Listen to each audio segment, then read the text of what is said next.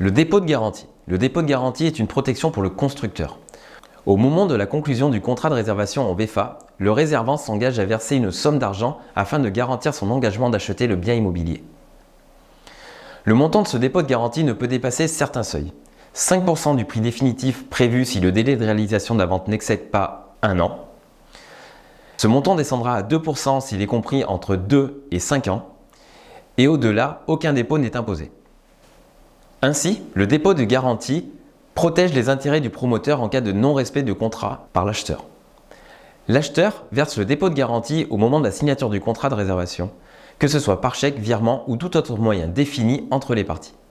Le dépôt de garantie peut servir à couvrir d'éventuels frais de résiliation du contrat si l'acheteur décide de se rétracter sans respecter les termes du contrat. Il peut aussi servir d'autres frais si l'acheteur ne respecte pas ses engagements. C'est par exemple le cas s'il ne verse pas les paiements selon les dates prévues par les échelons de paiement. Si la vente se déroule en conformité avec le contrat, le dépôt de garantie est restitué à l'acheteur lors de la signature de l'acte authentique, ce qui correspond à la livraison du bien. Généralement, le montant du dépôt est déduit du prix total de vente. En cas de litige éventuel, le dépôt de garantie peut être retenu jusqu'à résolution de ce dernier.